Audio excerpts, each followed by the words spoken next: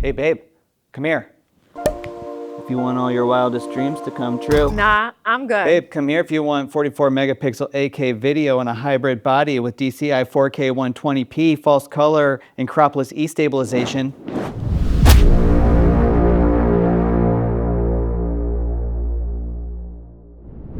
Okay, so here's the S1R II.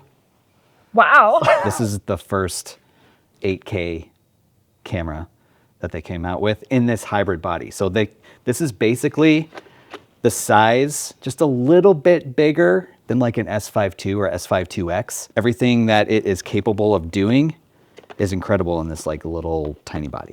8K sounds pretty impressive. Yeah, it is. And in the future, in a firmware update, it's gonna be 8K open gate. You know I love shooting. I know you love some open gate. I know.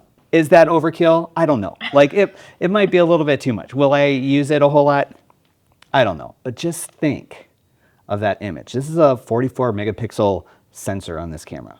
Oh, wow. Okay, so first of all, to understand this camera, we need to kind of understand what the first S1R was. Okay. So the first S1R, you see it right here, it says it right here. Yep. It was kind of like the flagship like photography camera. So very few, very few video settings when it came to the S1R, the first gen S1R. This Mark II though, this Mark II is fully loaded when it comes to video specs. Okay, that makes more sense because you're not a photography guy. No, I don't really do a whole lot of photography. So, the S1R never really made sense for me. Now, one of the complaints about the first generation S1R was just kind of how bulky and big it was. Well, this new S1R II has a brand new body design compared to the old one. And so, like I said, it's very similar, just a little bit by millimeters, just a little bit different than the S5 IIX and the S5 II. So what I heard from Lumix is that don't try to force an S5 II cage on this because the size is just a little bit different. It's just a little bit off. And so you might run into some, Makes a lot of sense. buttons getting jammed and things like that. But this is a brand new body design. And one of the things that they did with this brand new body design is pretty sweet. They added this little dial right here where you can switch from photo mode, video mode, and slow and quick mode. And that used to be on this top dial right here. I wondered. I thought it wasn't there anymore. I noticed that. You noticed that? But now it's just a quick like thumb switch if you need to switch it out. So that's like a brand new design with this S1R Mark II. Another thing to note about this S1R II is this new screen that they put on. Look at that. That is really cool. And look at that. Oh my gosh. You can for video shooters, Yeah. this is incredible. I mean, Is this on any of the other ones that you have? not this design. The GH7 pops out about that far. Okay. But on this one, you have this full rotation, tilt, rotation. You can flip the screen if you want to go selfie mode like that. But the great thing about this is every time on the on the S5 IIX, whenever you had the screen like this, and this is all it did, you always ran into HDMI issues right here, right? Like HDMI cord popping out. You always were not able to fully rotate it, but this pops all the way out and now you have full rotation with HDMI cord popped in and all these other cords popped in. If you have a cage on that, can you still pop that out? Yes, you'll still be able to pop this out on the cage. One more thing about the body design is that now you do shoot with a CF Express card.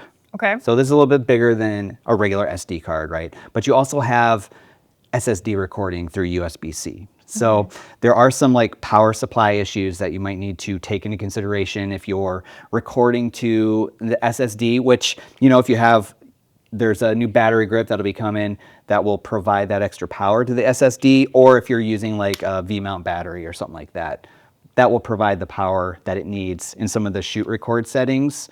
The record settings that are pretty hefty that you might need to record to an SSD drive, that'll provide all that extra power that you need. All that 8K taking up space. Yes, that 8K is going to take up a lot of space. The S1R II has 4K 120. Thank goodness. Cinema 4K 120, DCI 4K 120. That's what that is. Cinema 4K 120 is DCI 4K 120. Okay.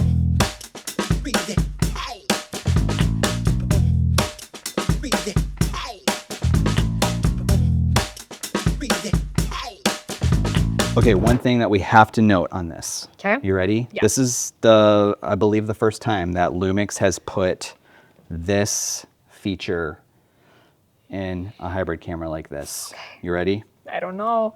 False color. Wow. False color is in here now. That's exciting. That is really exciting. Do you know what false color does? It looks blue and purple. It is blue and purple because I'm totally underexposed for what I'm looking at right here. But what false color does is it kind of lets you expose properly in different scenarios. So all these different colors kind of represent something. And so it's all like right in here. Like you can go and get the false color index. And so everything that you need to know about false color on this new S1R II is in the false color index. That is so helpful. You can set up a shortcut and you can go right to it. That's going to allow you to kind of expose different scenarios. Yeah. You know, expose properly for what you need. So the S1R2 is going to give you 13 stops in vlog. In vlog, it's going to give you 13 stops of dynamic range. However, this has a dynamic range expansion, which is going to give you 14 stops of dynamic range. Wow. So 14 stops for dynamic range is going to allow, you know, for some of that bright daylight shooting, you're going to be able to, you know, get a lot more data in your image. Right. Compared to 13 stop dynamic range, which is still fantastic, you know, in that vlog setting. Okay, now I have to show you this, all right? There is a new color profile on the S1R2. Are you ready for this? Now, it is, now the A stands for something that, so let me give you a hug. You're so excited about this color profile. This is called Cinelike A2. Actually, if you're watching, let me know what you think that A stands for down in the comments. Cinelike A2 is kind of like it's almost like a straight out of camera color profile. Is that what the A stands for? Is almost? Is this because were you hugging because you're sad to lose vlog? You're gonna step away from vlog? No, I'm not going to step away. Well, this is actually really good. I mean, with these sample shots, I mean, check these sample shots out.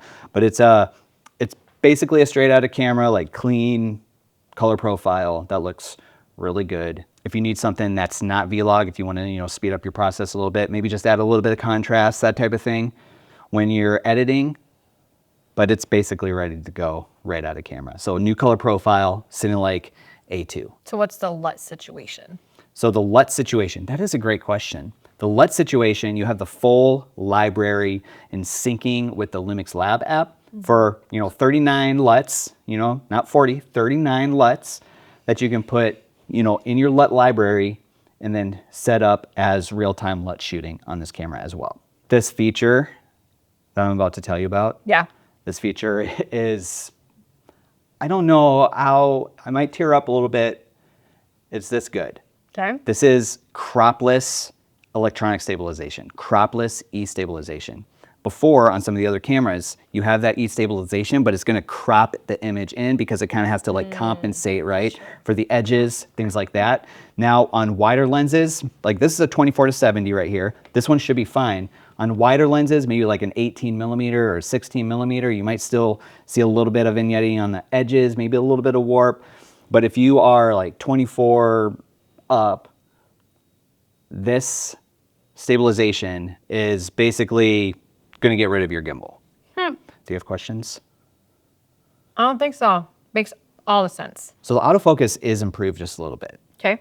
On the S5 II, S5 IIX, sometimes like if you have your autofocus set on like face mode or eye mode or whatever, sometimes if you like put your hand up over the, and this has happened a lot with like me shooting some like video podcasts, like people will put their hands up and it totally loses focus on the face and goes to focus on the hand. Well, this is going to lock in on the eye because the other autofocus, I don't know if these are going to be in like, I don't know if this is going to be a firmware update for some of these other cameras, but before it kind of like, it took all of the facial features. And so as soon as you like covered up part of the face, it would like, it would go to the hand or whatever object was in front. But this is going to lock on and it's going to stay focused on the face, even if your hand like pops up or some other object pops up in front of your face. Nice. How is it in low light? I don't know yet. I haven't tried it in low light. That's what those sample shots are for. Great question. Don't have an answer for. So like some of the other cameras like the S5 IIX and the GH7, you're going to have the internal RAW recording on this as well. So ProRes RAW and straight to SSD or straight to the CF Express card, you're going to have RAW recording. Okay. Do you have any questions about RAW recording? If you put your hand on my shoulder one more time, I'm going to lose my mind. Like, you could put it on my back. That would be fine. But do not put it on my shoulder. You can put it on my butt. I don't care. Don't put it on my shoulder. So, like the GH7 with the XLR2 accessory that attaches to, you know, the hot shoe of the camera, you're going to get 32-bit float audio recording. Okay. And that's just going to give you a bunch more control over your audio that you wouldn't normally have. So I do think that the cameras moving forward are probably going to offer this 32-bit float recording pretty much across the board. So I don't know, I think this is a pretty exciting camera, and I almost feel like, you know, this is kind of, I think that S1R II might be kind of the new flagship camera for Lumix, the Lumix. Can you say this? Let's say this together. Are you ready? On the count of 3. 1, 2, do you know what we're gonna say? I know what I'm gonna say. Okay, on the count of 3. 1, 2, 3. Where's Lumix, the blackout version? That's a good one. That's a good. That other one looks so cool. I was gonna say, get rid of the hybrid body, Lumix. Let's just go cinema camera. Let's do it. It's time. That's what I was going to say. Kind of like a cooler question. I mean, that was a really cool question. I would like to see a blacked out version of this too. Heck yeah, they should make a blacked out version of everything. Yeah, they should. The S1R2X. That's quite the name. It is. It's getting a little long. If you have any questions about the S1R2, make sure you let me know down in the comments. This is kind of just a brief overview, but I'll have a lot more about this camera on the channel. So if you have not subscribed, make sure you subscribe so you don't miss any future videos about the S1R II. I just want to say thanks to Lumix for sending out the S1R II just a little bit early for me to test it out and get my hands on it. Get my hands on it. I want to do that too.